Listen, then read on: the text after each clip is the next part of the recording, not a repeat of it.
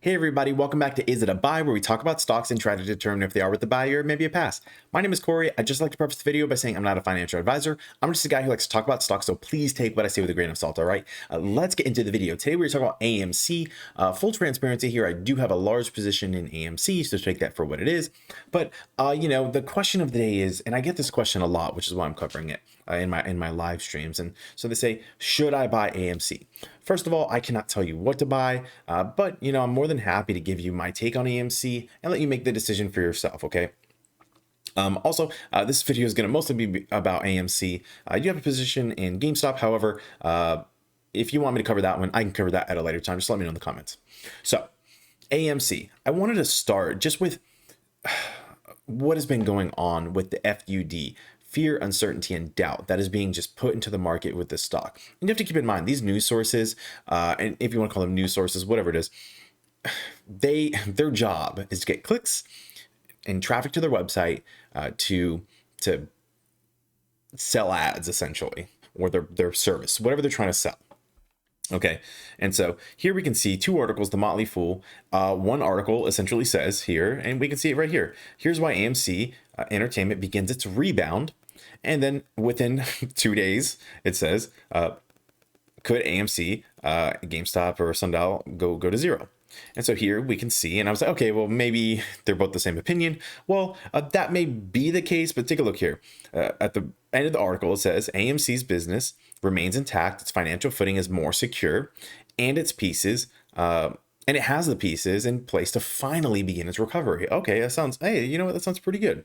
And that was the positive stock. The negative stock says AMC could go bankrupt and have its stock end up worthless within the next couple of years. Sure, maybe they mean it's going to go good, it's going to be good, and then it's going to be bad. But as you can see, they're literally just playing to both audiences here. One who thinks it's going to be good, one who thinks it's going to be bad, or maybe they're just trying to scare people, which is what we have been seeing. So a little bit of speculation there, but take that for what it is. Now, people always ask me, guys, is AMC good? Like, what is going on? Well, let's look at the facts. Okay, AMC theaters raises they raised nearly $1 billion to avoid bankruptcy, and we can see here it was $917 million that they raised. I mean, and they confirmed that they're not going bankrupt. Okay, that is a good thing, easy peasy. What is the first thing people want to do, guys? The vaccine is out now. People can actually go places relatively safely as this vaccine continues to roll out, and it's going to be fantastic. People can't wait to go out. They've been waiting to go out for so long. And this is just a kind of a fluff piece from New York Times, but I couldn't find any hard data that said, hey, this percentage of people want to go to the movies. But I think we can all kind of deduce that people want to go to restaurants, they want to go to the movies, they want to go to theme parks, they want to travel. It doesn't, it's not rocket science here to know what people want to do after the pandemic. So we can see here, this person says they want to go to the movie. This person wants to eat out, catch a movie. It's on the top here. I'm not sure if they took actual data or what's going on, but, take that for what that is. But we do know that we all want to go to a movie. And guess what? A lot of people have had AMC kind of thrown in their face for all these months. And AMC is now like that bad song that you never like to hear. And then you kind of get used to it. You kind of like it. And if people have the choice, with so many people being invested in AMC and kind of, believing in the company and standing behind the cause or whatever you want to call it, people want to go to AMC theaters. They're going to go out of their way, even if it's, not much out of their way. They'd rather go to the AMC and support the stock that they're in rather than going to like a Regal or something. Okay. And I'm one of those people. So take that for what that is. Now, that's without the squeeze, okay? That is just what is happening with AMC. At the end of the year, what do you think it's going to be? Currently, it's like, $10, $11, $12, whatever it is. And where do you think it's going to be at the end of the year or in 2 years? That is the question. There's all these movies, and even Marvel has said we're not going to release specific movies like the Avengers movies on Disney Plus or anything like that. So those are going to be theatrical releases. A lot of people like to see the movies in these big theaters. They want to see, they want the whole experience, okay, the entire experience. And so that's what I'm banking on. Let's take a look at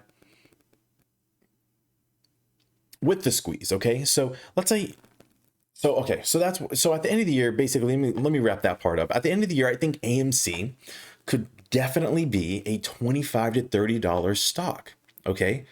Easily, as long as it, with all the momentum that's happening, a lot of these stocks, and you can take a look for yourself. Look at like Dave and Buster's, look at the theme parks, look at Disney, look how they're doing. Granted, Disney does have their streaming platform that they utilize, but their parks have been closed, or relatively closed, limited access. And those are things that you can look at for yourself, and you'll see. Or you can just take my word for it. They're doing pretty well considering the economy's not even really open yet. So imagine how much better they're going to continue to do with people with the sentiment of wanting to go out and do stuff.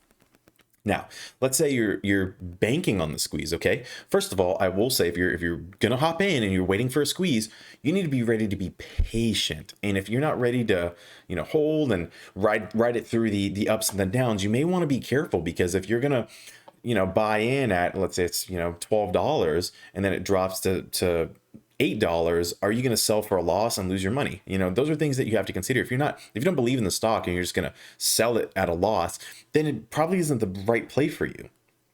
But if you do think there's going to be a squeeze, then hey, there's some good things that are happening in our favor, and or in the squeeze's favor, I should say. And one of those things are these DTCC rulings. These rulings, they've already passed the first one that says that they get a look at their books. And now they can see their trades, they can see stuff like this. Now, there's some speculation, what if they cook their books, blah, blah, blah. But I'm not going to get into that. I think that they've put these rules in effect to use them. And so that's the rule, the first rule. Now, the other rule is going to say we can liquidate your positions. We can basically margin call you and force you to cover whenever we want. And that is the second rule. So this rule was kind of in place before, but there were loopholes and it was a month process instead of within like an hour, essentially. And so that is what's going to be changed. And I've heard some speculation that it's passed. However, I haven't seen any definitive proof. But if it has passed, hey, that's even better. If it hasn't passed, that is something to look forward to in the very, very near future. Within, I would anticipate at the very, very most a few months. Okay, and so those are definitely things to look forward to. And let's take a look here. Here's some things that are happening with these brokerages for these kinds of companies. And Charles Schwab is just one of them that I've seen are changing their requirements. And so if you want to have a short position on GameStop or AMC, you have to have there's a 300% margin requirement for you to do that. Okay. So they're going to make sure that everyone is covered. Okay. And why is that? Well, let's go back to this filing here. Let's say, and one of the reasons they've implemented these rules, is there are a few, is number one, they're afraid it's going to trickle in to these other like hedge funds and stuff, and it's going to affect, like have a potentially, I suppose, catastrophic effect on other hedge funds, just from a bleeding effect of what it could happen. And secondly, and the reason I think they're going to use these, they're enacting the rules as fast as possible to actually use them properly, is because let's say these hedge funds are like, you know what, we're going down, I'm going to take everyone with us. Well, if they decide that they're going to go bankrupt or something, guess who's on the hook for the money? The DTCC. If you're in the squeeze, you're still going to get paid. So don't worry about that. But the DTCC is scared of the financial implications of what could happen whenever these hedge funds are, if they have to go bankrupt or if the amount is too much to cover. It is getting very, very real. It's just a matter of patience at this point, in my personal opinion.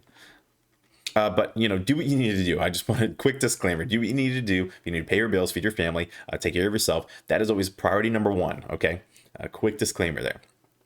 And so we're seeing these crazy things. And now let's take a look at the chart.